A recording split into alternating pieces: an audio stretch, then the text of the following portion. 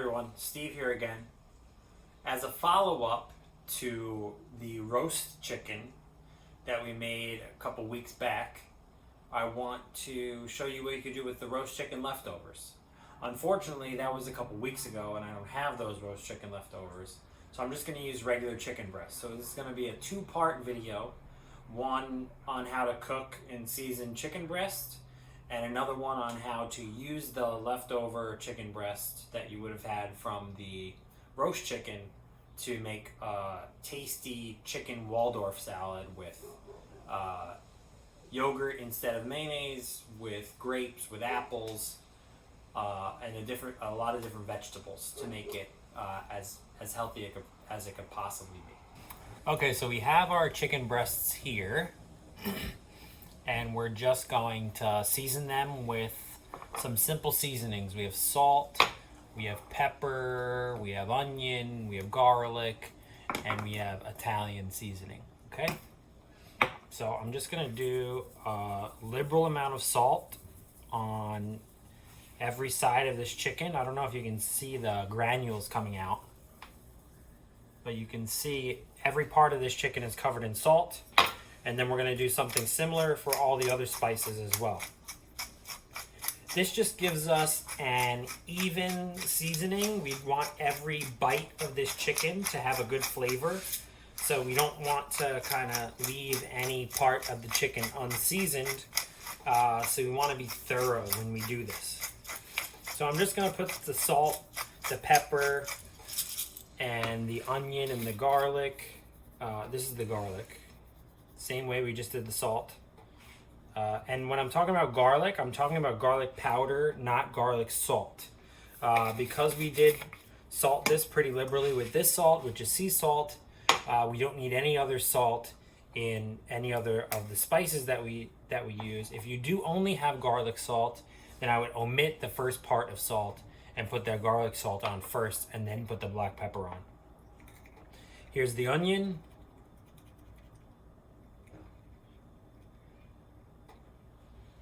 And then we're going to put some Italian seasoning on at the end. We're going to do this on both sides of this chicken. And then we're going to cook it on the stovetop until it's cooked. And then we'll let it cool down. And then we'll chop it up and make chicken salad with it. We do want to season this because the chicken salad, mostly because we're using yogurt and not using mayonnaise. Mayonnaise has like salt and onion powder and lemon juice and all these different seasonings in it. Yogurt is just straight up yogurt. So we want to have like a good seasoned flavorful chicken to put into the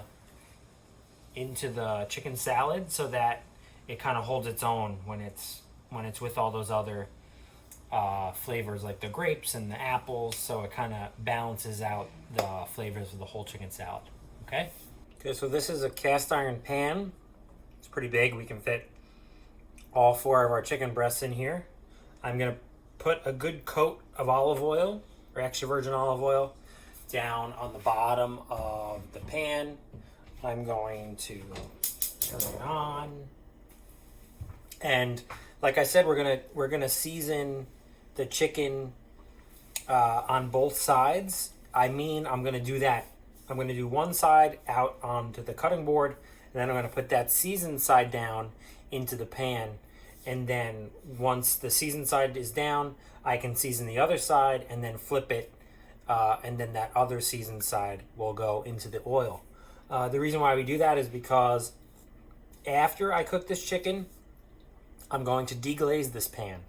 And when we have the salt, the pepper, the garlic, the onion, and the Italian seasoning in this pan, and then we deglaze it with either vinegar or wine or sherry or whatever we deglaze it with, all those seasonings just add to that flavor of the deglazing liquid and can add flavor to your potatoes or add flavor to your vegetables that you're making on the side or add flavor to your rice pilaf that you're having on the side. It just goes a long way to add flavor when you do season your chicken in the pot. So I think my oil is ready. I'm going to test one chicken breast and see. Just going to put this bottom little piece on. Yeah, and I can see that it's about sizzling, and so I'm going to put the rest of them in, like so.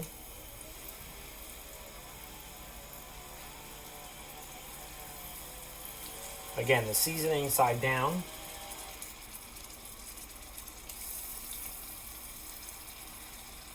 And then I can season this other side after I wash my hands. So super easy with chicken breast to know when you're ready to flip it. It's basically like a pancake in that on the sides of the chicken breast you can see it's already getting white. Once that white gets almost all the way up the sides, then you're ready to season, or you're ready to flip the chicken.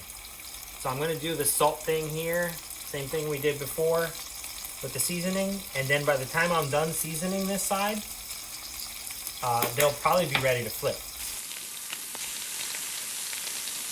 I look here, I can see that on the undersides of these chickens, it is getting almost all the way up to the top. And with chicken breasts, we know they're so lean, there's not really any fat we need to render out. So I'm just gonna take my trusty fork and I'm gonna stick it in one side of the chicken, and I'm gonna look underneath to see how we look.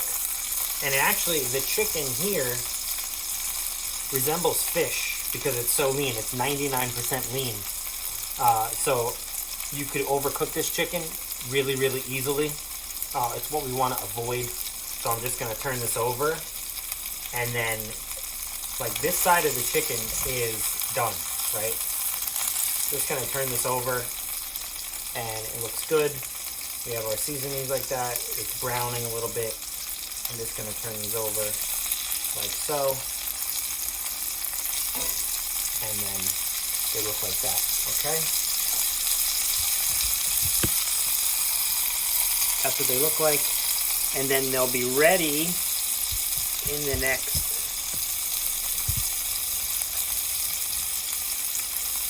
2 to 5 minutes, I would say. I'm going to turn this off now, and then I'm just going to pull them off, and then I'll show you how to deglaze the pan. What you can do with chicken thighs or bone-in chicken is to put the liquid in here to deglaze it, and then it'll help you cook the chicken, because you do need to render the fat out. You need to cook the chicken through to the bone. So you could put a little bit of chicken broth in, you could put a little bit of water in, and it would help you. But we don't need to do that here because these are just boneless breasts, and they're pretty much done already. If you feel these, they're firm. It's one of the foolproof ways to know when a chicken is done is you put your thumb and your middle finger together, and you feel right here. You put your thumb and your middle finger together, and you feel like right here on your finger. That's about pretty much done with chicken. And if it feels the same way when you feel this chicken, then the chicken is done, okay? The last possible thing I'm gonna do is add a little bit of lemon to this pot. It's almost like a deglazing, but I'm just gonna add some lemon juice to the top of this chicken just to give it like a nice lemony flavor. Again, we're using chicken breast for chicken salad, and we're using yogurt instead of mayonnaise.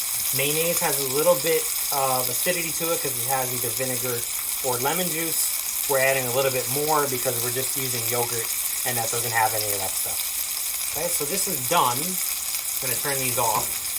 And we'll come back in a few when it's cooled down, and we'll have it all chopped up and have all the ingredients ready for chicken salad, and then we'll just put them together.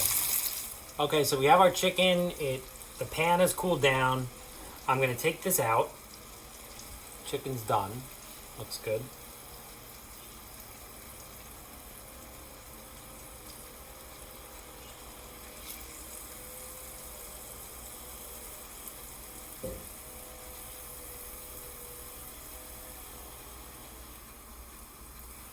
And now, I'm going to turn this pan on so that it's scalding hot, like almost coming to like a complete like smoke point with our olive oil. So that's like about 350, 400 degrees. And then I'm going to put in some chicken broth mixed with a little bit of water. And I'm also going to put in a little bit of white wine. I'm going to start with the white wine. Just a dry wine. I don't want a sweet wine because I don't want a sweet sauce with my vegetables I'm about to have later. But I'm going to, I turn this up. This is at like very high heat, like all the way up.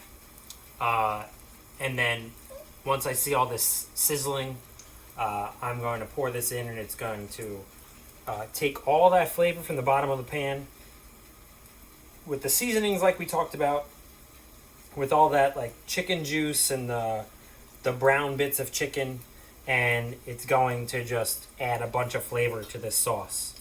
So I'm going to put this in like this, a little bit, let it sizzle.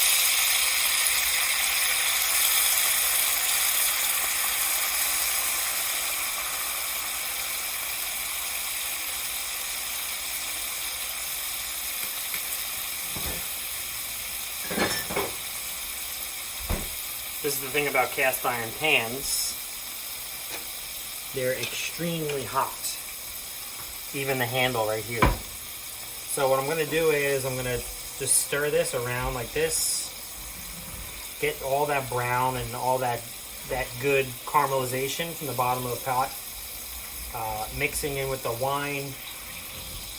And we're going to have a nice sauce that we can just drizzle over our vegetables later, or even if we could put a little bit of this into the chicken salad if we wanted to. It would add a ton of chicken flavor to the salad. So now that I know I don't smell any more alcohol from the wine, I can put in my chicken broth and a little bit of water so that I have a little bit more. I'm just concentrating the chicken flavor. I'm going to let this boil for maybe a minute, and then I'm going to turn it off. Okay, so that's deglazing. You can see it's going to be like a nice brown gravy. That's deglazing 101. Super simple. You use an acid, in our case wine. You could add more lemon in here if you wanted to make it a little bit of a lemony sauce. But this is just a simple chicken demi-glace. Okay. Welcome back, everyone. We have our chicken salad ready to go, or all of our ingredients for chicken salad ready to go. I chopped the chicken up last night, and then I put all that deglazing liquid in this bag, so it's like marinating the chicken actually for our chicken salad. So it's going to add a ton of flavor, so we don't really even need to add a lot of spices or mayo or anything like that's really heavy flavored, because the deglazing liquid is so flavorful that we want that to come through. So the recipe calls for us to mix about 1 part mayo with 1 part yogurt to create a dressing for our chicken salad. So I'm doing 1 part mayo and 1 part yogurt. I'll mix those together and then add a little bit of lemon.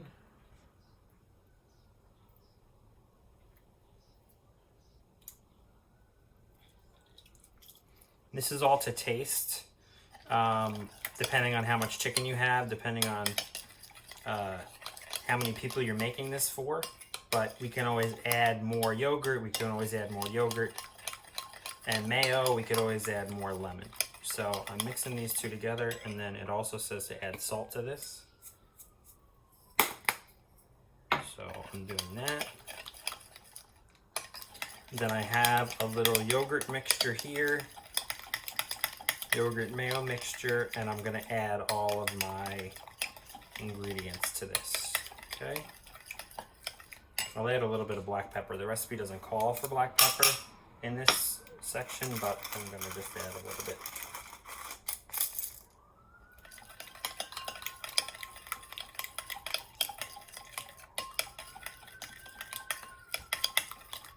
Mix it up, and now this is ready for all of our ingredients. Okay, so we have our dressing. Now we're going to add the chicken.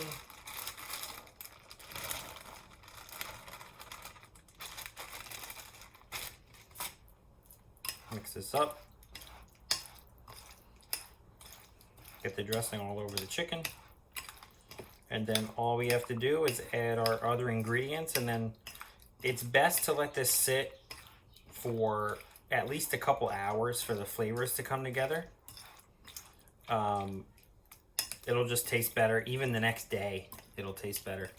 But wait a couple hours, put it in the fridge, and then taste it and see if it needs any more lemon, see if it needs any more black pepper or salt. I'm just gonna add a good amount of celery.